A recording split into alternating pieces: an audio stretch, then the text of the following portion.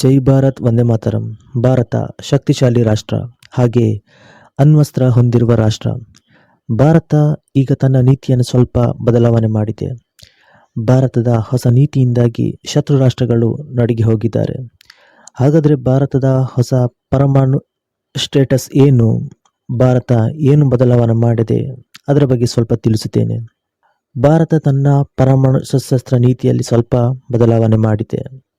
ಮೊದಲ ಬಾರಿಗೆ ಭಾರತವು 12 ಅಣ್ವಸ್ತ್ರಗಳನ್ನು ಸನ್ನದ್ಧ ಸ್ಥಿತಿಯಲ್ಲಿ ಯಾವಾಗ ಬೇಕಾದರೂ ಪ್ರಯೋಗಿಸಲು ಸಿದ್ಧವಾಗಿರುವಂತೆ ನಿಯೋಜನೆ ಮಾಡಿದೆ. ಇದರಲ್ಲಿ ಹೇಳಿದ ಹಾಗೆ ಈ 12 ಅಣ್ವಸ್ತ್ರಗಳು ಯಾವುದರಲ್ಲಿ ಕೂಡ ಇರಬಹುದು. ಮಿಸೈಲ್ ಇರಬಹುದು, ಯುದ್ಧ ವಿಮಾನದಲ್ಲಿ ಇರಬಹುದು, ಜಲಾಂತರ್ಗಾಮಿಗಳಲ್ಲಿ ಕೂಡ ಇರಬಹುದು. ಅದು ಹೇಳಕ್ಕಾಗಲ್ಲ. ಆದರೆ ಒಂದೊಂದು ಸತ್ಯ, ಇವರು ಪ್ರತಿಯೊಂದು ಕ್ಷಣಕ್ಕೂ ತಯಾರಾಗಿ ನಿಂತಿದ್ದಾರೆ. ಜಾಗತಿಕ ಮಟ್ಟದಲ್ಲಿ ಶಸ್ತ್ರಾಸ್ತ್ರಗಳ ಮೇಲೆ ನಿಗಾ ಇಡುವ ಪ್ರಮುಖ ಸಂಸ್ಥೆಯಾದ ಸಿಪ್ರಿ ತನ್ನ ಹೊಸ ವರದಿಯಲ್ಲಿ ಈ ಮಹತ್ವದ ರಹಸ್ಯವನ್ನು ಬಹಿರಂಗಪಡಿಸಿದ್ದಾರೆ.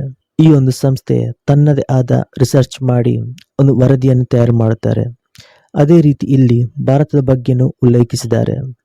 ಈ ವರದಿಯಲ್ಲಿ ಹೇಳಿದ ಹಾಗೆ ಭಾರತದ ಬಳಿ ಸುಮಾರು 190 ಪರಮಾಣು ಬಾಂಬ್ಗಳಿವೆ. ಇದು ಅವರು ಅಂದಾಜಿನ ಪ್ರಕಾರ. ಒಂದು ವೇಳೆ ಅಗತ್ಯ ಬಿದ್ದರೆ ಅದಕ್ಕಿಂತ ಹೆಚ್ಚು ತಯಾರಿಸುವ ಸಾಮರ್ಥ್ಯವನ್ನು ಕೂಡ ಭಾರತ ಹೊಂದಿದೆ. ಈ ಒಂದು ಬದಲಾವಣೆ ಆಪರೇಷನ್ ಸಿಂಧೂರ ಆದ ನಂತರ ಮಾಡಿದ್ದಾರೆ. ಪಾಕಿಸ್ತಾನವನ್ನು ನಂಬಲು ಸಾಧ್ಯವಿಲ್ಲ. ಆಪರೇಷನ್ ಸಿಂಧೂರದ ಸಮಯದಲ್ಲಿ ಇದೇ ಪಾಕಿಸ್ತಾನ ಪರಮಾಣು ದಾಳಿ ನಡೆಸುವುದರ ಬಗ್ಗೆ ಮೀಟಿಂಗ್ ಕೂಡ ನಡೆಸಿದ್ರು. ಆದರೆ ಭಾರತ ಅವರ ಪರಮಾಣು ಸ್ಥಾವರಗಳನ್ನೇ ಧ್ವಂಸ ಮಾಡಿತ್ತು. ಅಲ್ಲಿಂದ ಭಾರತ ಪಾಕಿಸ್ತಾನವನ್ನು ನಂಬುವ ಸ್ಥಿತಿಯಲ್ಲಿಲ್ಲ.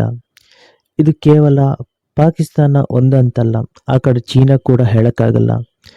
ಅವರು ಭಾರತದ ವಿರುದ್ಧ ಯುದ್ಧ ಮಾಡುವ ಸಾಧ್ಯತೆ ಕಡಿಮೆ. ಆದರೆ ಭಾರತ ಪ್ರತಿಯೊಂದಕ್ಕೂ ತಯಾರಾಗಿರಬೇಕು. ಹಾಗಾದರೆ ಈ ಒಂದು ರಹಸ್ಯ ಹೊರಗೆ ಬಿದ್ದಿದ್ದೇ ಏನಾದರೂ ತೊಂದರೆ ಆಗುವ ಸಾಧ್ಯತೆ ಇದೆ ಅಂತ ನೋಡಿದಾಗ ಖಂಡಿತವಾಗ್ಲೂ ಇಲ್ಲ. ಭಾರತ ಶತ್ರು ರಾಷ್ಟ್ರಗಳಿಗೆ ಎಚ್ಚರಿಕೆ ಕೊಡುವ ಸಮಯವಿದು. ಯಾಕೆಂದರೆ ಭಾರತವನ್ನು ಕೆಲವು ರಾಷ್ಟ್ರಗಳು ಹಗುರವಾಗಿ ಪರಿಗಣಿಸುತ್ತಾರೆ. ನಿಮಗೆ ಒಂದು ಉದಾಹರಣೆಯಾಗಿ ಹೇಳಬೇಕಾದರೆ, ಭಾರತ ಹಾಗೂ ಪಾಕಿಸ್ತಾನದ ನಡುವೆ ಯುದ್ಧದ ಕಾರ್ಮೋಡ ಇರುವುದು ನಿಜ. ಆದರೆ ಪಾಕಿಸ್ತಾನಕ್ಕೆ ಚೀನಾ, ಟರ್ಕಿ ಕೆಲವು ರಾಷ್ಟ್ರಗಳು ಸಪೋರ್ಟ್ ಮಾಡುತ್ತವೆ. ಇನ್ನು ಅವರಿಗೆಲ್ಲ ಬಿಸಿ ಮುಟ್ಟಿಸಬೇಕಾದರೆ ಭಾರತ ಕೆಲವೊಮ್ಮೆ ಈ ರೀತಿಯ ನಿರ್ಧಾರವನ್ನು ತೆಗೆದುಕೊಳ್ಳಬೇಕಾಗುತ್ತದೆ. ಇನ್ನು ಭವಿಷ್ಯದಲ್ಲಿ ಯುದ್ಧದ ಸಂದರ್ಭದಲ್ಲಿ ಯಾವಾಗ ಏನಾಗುತ್ತದೆ ಎಂಬುದು ಹೇಳಕ್ಕಾಗಲ್ಲ.